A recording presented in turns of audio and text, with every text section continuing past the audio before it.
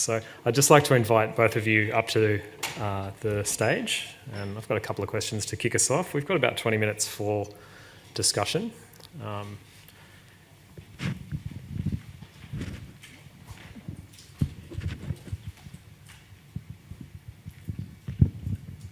Maria, I was really struck by your Tika transition toolbox. Zoe Todd's work has come up a couple of times over the past couple of days, this idea of fossil fuels as kin. And you mentioned whanonatanga.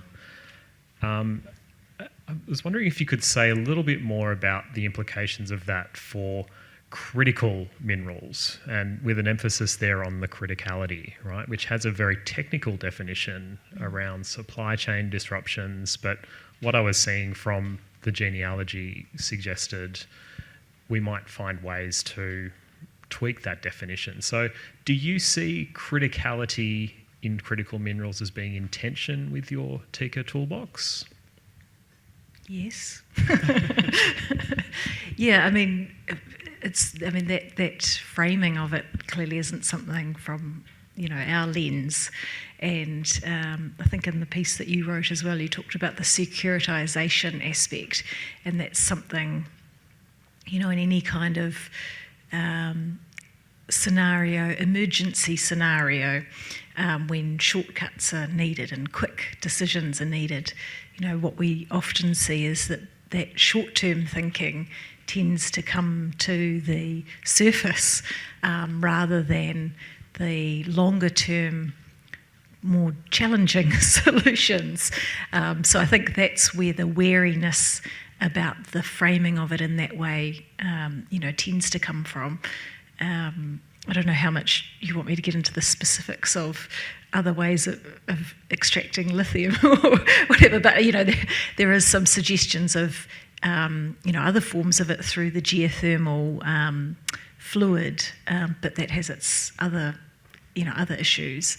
But if there are, in our area, it's in the form in the clay as an open cast mine, and that then puts pressure on all sorts of other things. So, if you're weighing up what do we really need and what should we forego, first, and then think about, where do our relationships with the earth and other things sit, I think is the kind of a better order of thinking, rather than starting with we want to keep consuming at this particular, rate. How do we sustain that, which just extends us beyond all of our planetary boundaries further, instead of actually what do we need and what should we forego, which we heard about yesterday. Don't know if that answers it particularly. No, that's terrific. And I guess there's, alongside the securitization aspect, there's also, a military dimension to critical minerals as well that we haven't really touched on, but is looming large in all of this. Darren, I was really struck by a number of things in your presentation, the broken tritium charger, which is becoming a familiar trope and affecting their share price. But I was wanting to hear a little bit more about what you've learned about how universities run through this process of opening up the black boxes of the buildings and the surrounding infrastructure. How universities run? Well, we've been fortunate to have a really supportive VC, Margaret Gardner, who sadly left us a few weeks ago to become the Governor of Victoria. And she was a real champion of the Net Zero Initiative and our embrace as a university of the Sustainable Development Goals and MSDI and so on. I mean, we are very lucky to have a collaborative culture that really, builds bridges and partnerships. I know I'm not being paid to say this apart from my salary, but I'm being honest, because I've worked at other universities and it's not like this everywhere, obviously. But we're very fortunate to, across research, education, operations and enterprise. It's not perfect, but, we work with and partner and speak to probably weekly, fortnightly with the buildings and properties team on our linkage project and related work. And so, we're there with the the chief architect and person in charge with the master plan, and we're talking to people that I mentioned earlier, like Matt, working on the Indigenous design strategy, Kendra, who's leading the Net Zero initiative, and Vanessa, who's working with her to understand how they're dealing with all the complexities of trying to get off gas, which, you know, a campus that was built primarily in the 60s, and it's very difficult. And then with the university taking a net zero leadership role, then there's all the other complexities of trying to deal with and hold space for conversations with other precinct institutions and stakeholders, which we're doing on a small scale through our project. But, you know, you've got CSIRO over the road, you've got ANSTO and the synchrotron across the road on Blackburn Road, you've got Monash Health, then there's all these corporate headquarters, Bosch and ABB and Pfizer, and they're all looking to the university for guidance and leadership on how to get to net zero. And so part of the tensions that emerged was around this idea that no one's really, you know, maybe it's an inappropriate metaphor, but no one's driving the bus or the plane or flying the plane. So, and in conversations with varying levels of government, they're sort of like, well, you know, we don't want to get involved, we want to leave it to you guys, kind of thing. And so, but no, there's a strong emphasis on working across, as I mentioned, those core parts of the university, and then bringing partners in who can help us, you know, realise that ambition. So, but it's imperfect, and there are speed bumps along the way and everything, but we're trying. Yeah, I think that's a really interesting set of reflections on the problems at which you try to initiate leadership at an appropriate scale. It seems to be a real challenge for everyone. I'd like to open up for questions from the floor. We've got about 15 minutes. We've got Kelly down here.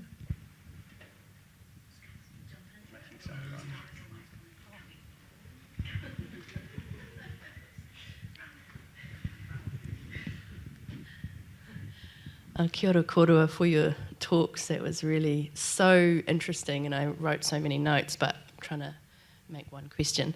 Darren, I was really interested in using the creative act of creating a terrarium and the walking tours that seems to get at the body in relation to these spaces. And then Maria, your tika transition, and I'm familiar with the report that you guys have put out that kind of gave us instructions as people of the land, of people of the treaty, government and others, of what to do, that sort of I found very hopeful. And so I just wanted to ask you both to comment on how are you both thinking about like affect and the way we feel about transition and hope and language in your work. Yeah, kia ora. Yeah. Maybe I'll start then. Well, I got quite excited in Darren's presentation as well. I was jotting all those things down and thinking of all the other things that I should have said, such as our university is also building a living building, but it's right next to our marae. For many years, or since the meeting house at the university was built, there's been little old sort of little cottages that Māori studies and other languages that have now been gotten rid of inhabited, and the dining room where our guests to the university would eat was a sort of one of these old houses and a bit run down. And so after many years of convincing the university, they decided to bowl them over and build a living building as per the Living Building Challenge, which is quite a serious undertaking with all the different petals that you've got to tick off. So it'll be a fully sustainable, living building, which for us is a real beacon of hope and excitement. And so I was thinking, I should have talked about that. And then Darren was talking, and I was thinking, we've got lots of marae with microgrids as well, and solar and other sort of options that are out there. And for me, it's talking about those, and as you said, they may be little, but the little solutions and innovations that can be proliferated, that gets me excited in the work that we've been doing. We have actually been trying to lead with those before getting to the what's standing in the way aspect, because people get excited and it resonates and it brings people on board with not the tragic flight that we're going to have, but the one where we can all come together and have our cups of tea and a ginger nut together. And to me, that emotional aspect is crucial. The doom and gloom and nothing's going to work and it's all, let's give up, doesn't help in the research that we've been doing. But these little examples, even when they are quite small, get people excited. We have other innovations, just one more, which is the traditional mats that we weave for inside those meeting houses made out of harakeke, out of flax, are now being used in our area to suppress pest weeds. And so we're talking about that as a technology, innovative technology. It's not of the sort of scale that we're seeing being, paid great attention to by governments, but for us those are the little exciting solutions that then people are out there weaving away, relearning the types of flax that are specific in our area and all of those things. So the hopeful examples are still good, and Darren got me quite excited.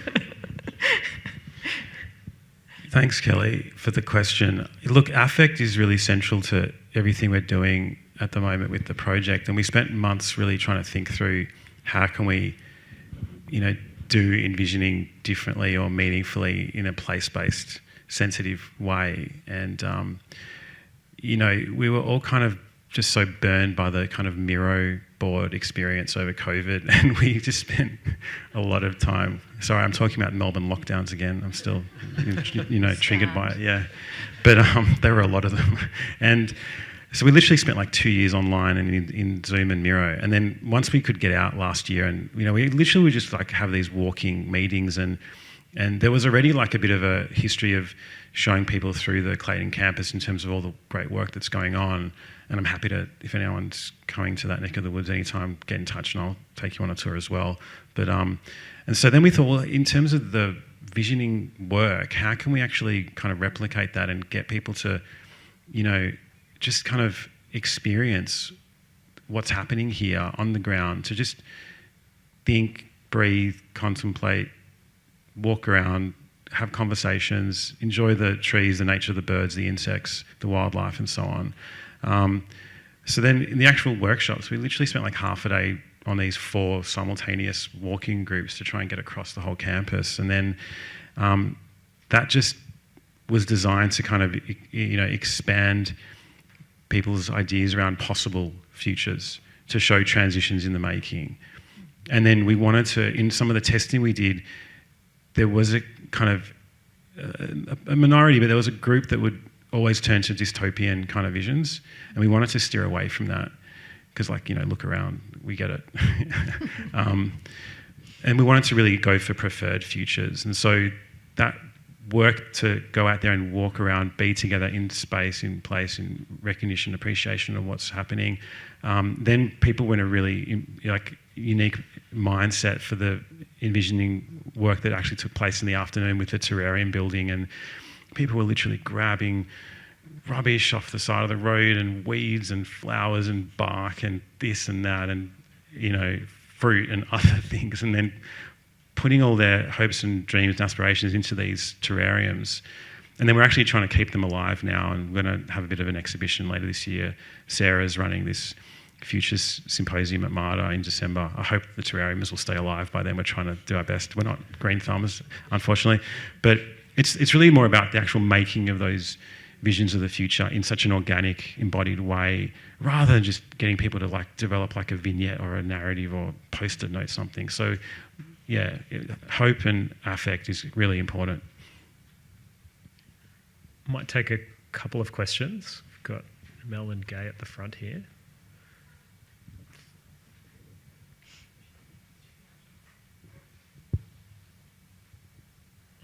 Thanks for your talks. Wonderful. I wanted to ask you about the corporate actors in your projects. I mean, Maria, you've got mineralogy refusing to acknowledge that they're in a relationship with your community or ecologies. And Darren, you're partnering up with a large French energy corporation. So can you just elaborate a little bit more on the role? I mean, obviously, a very different sort of politics in play in both these projects. One, a partnership where a corporation is seeking to build a preferred future, not just for its corporate interests, but obviously for the planet as well, I suggest. And mineralogy with a sort of aggressive, extractive, get out of our way kind of mentality. So it'd be really nice to hear a little bit more about those players in your projects. And just before you answer that, we might just get Mel's as well, if that's all right. Well, I want to hear the answer to that too, so that's great. My question is a bit specific for Darren, and it's, what role do you think the project might be able to play in linking facilities and operations goals with curriculum?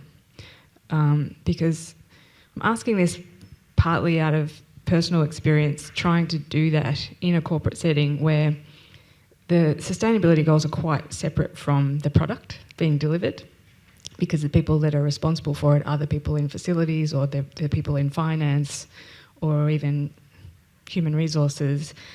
So it seems like you have this utopia of when the students are on campus, but what are the students actually learning in the engineering degrees or in the design programs that they can then take when they're going to be professionals in this future that's being prepared for them and by them? So on the first question around partners, it's much bigger than just Engie. They're really good to work with. They kind of stay in their lane, as it were, and trust us as researchers that we know what we're doing, and we consult with them regularly. But we also have a much broader partner group and advisory group. And so we meet twice annually with the advisory group, and we give an update, we seek feedback and so on. And then, I mean, the opportunity is, especially in stage 2, when we just did the envisioning and a lot of those partners were involved, but they were like one voice amidst like 50 odd other people, including a lot of staff and students and other SMEs and corporate actors and so on that are there in the campus and the precinct. And then it's going to get interesting in stage 3 next year with the activation of the Living Lab. And so then we're saying, hey, City of Monash, or hey, Syro across the road, how can we work with you on an experiment related to net zero energy with our PhD students, or net zero buildings and so on? And do you want to partner? Do you want to bring staff along to that? Do you want to help run a workshop? Do you want to do a prototyping session? Or so it's very collaborative, and it's not as you perhaps might, I'm not suggesting you're implying this, but you might imagine that it would be quite, prescriptive in terms of, we want you guys to do this, that and the other. And it's not like that. It's very collaborative and very, horizontal. And so that's working well. Sorry, what was your question about? Curriculum. Oh, that's right. So 2 things. We have a Monash Innovation Guarantee, which is newly created, where I think all undergrads can apply for this experience, which goes over 3 weeks, and they work with industry and government partners. We've been involved in that project, and Susie Ho is leading that at Monash, which is a fabulous program. It's teaching students about prototyping and minimum viable product and 3 horizons and all this great stuff, and then working with industry partners. So Engie was involved, Microsoft, Tesla, all these corporate, Google I think was involved, but also our project was involved to bring that net zero aspect to things as well. There's another related program called RED, which is Research, Experimentation, Discovery, which is really more grounded in research activities happening at the university, which me and my team have also been involved with, where student teams form around a particular design challenge, and then over a course of 2 or 3 weeks, learn from the research team, what is research, how does it happen, who's involved, what is the nature of it, and then they're developing literacies around research, and that's sort of feeding into potential post-grad opportunities as well. So there's those sort of cross-university initiatives that are happening, and then there's other professional continuing education that's developed. So we also offer net zero courses out of MSDI as well, and then there's a whole bunch of other stuff happening too.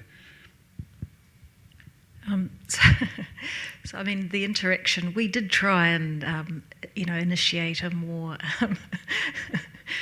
discussion-based relationship, but since, that's clearly not what they're interested in, we've made our position clear at the application stage when they applied for an exploration permit that, we wanted to talk, and then when they ignored that, we made it clear that, we actually oppose open cast mining in our area, and we have all these acknowledgements from our treaty settlements. We have a ecological reserve which we have co-managed with our Department of Conservation. There's all these special sites just outlining what our relationship is in those areas, and then then we're sort of more in the combative type positioning, where, as we have previously with companies exploring for gold, and made it clear from the outset that we will make it very difficult,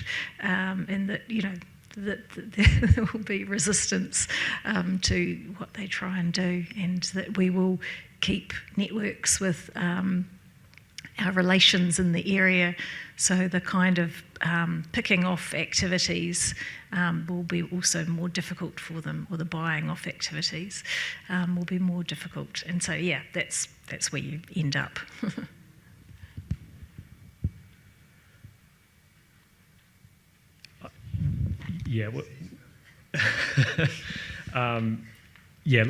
Let's take two more quickly. I'm mindful that we are having those questions standing between us and morning tea, but let's a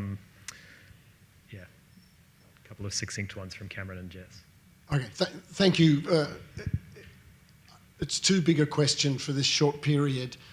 I was just, it started thinking in Darren's response about seeing international students and the kind of extractive industry which is higher education in this country for so many years in relation to international students. And just thinking about that as an incredible transition opportunity that I've never seen any university adequately deal with, which is, it's always just, we have things to tell you, we're not really interested in you telling anything us, or anything about the fact of, what does it mean to teach you something that you might take somewhere else, and that we modify in terms of your own experience. And so if one is doing this kind of transition work on the campus, I was just interested to hear about the role of international students and what they take back, and it may not be there. But it caused me to then think in terms of wider issues around the transition, hopefully beyond settler colonialism to something, and the kind of question of immigrant being as a kind of third to Indigenous being, settler colonial, and then immigrant being, and kind of a very complicated question about how to do these transitions simultaneously, energy transitions and transitions beyond colonialism. So it's an insanely difficult question. Perhaps leave it to morning tea, sorry. And Jess? Thanks, Cameron. And thank you to the panel for your respectful engagement with Indigenous knowledge, which is also always Indigenous law. So Zoe Todd, who keeps being mentioned, had made a scathing critique of the work of Latour and the work of, in terms of the work of senior male academics being extractive with Indigenous knowledges, and her knowledge is being treated as going native. We can, in academia, be really insular with our specialisations and all the literature we have to read and know with each other. But yesterday morning, you shared some amazing structural changes that are happening within the academy, And I was wondering if you could just share those again this morning with this audience, just so we can see that it is possible to shift and to work differently and to foreground other knowledge in our work. Thanks. I think, just briefly, I think what you're referring to is what's happening in the law schools. The law schools and Latour. Yeah, so the one of the changes that's happening in New Zealand is the New Zealand Council of Legal Education has determined that all New Zealand university students as of 2025 will have to learn about tikanga Māori as a source of law. So all the law faculties are now flapping around going, oh, who will teach tikanga Māori? Will it be in Māori studies programs? What will the connection be with the experts of tikanga, which tend to be in marae and other places? Will there have to be folks from outside the university being brought in? And to what level should they be taught, given tikanga Māori law is in the Māori language? Should they learn Māori first? And we're talking about perhaps there could be some anti-racism training and decolonisation before they get to the tikanga, so it isn't extractive. But all of the other faculties, so we now have psych, which has about 1,000 students, which is in first year, which is big for us. Also asking to learn about mātauranga Māori, Māori sciences, and in the other science faculties, the same things happening. So there's a kind of ripple effect for this in different disciplines, whether it's Māori science or Māori law or other bits and pieces. So that's one of the big changes happening.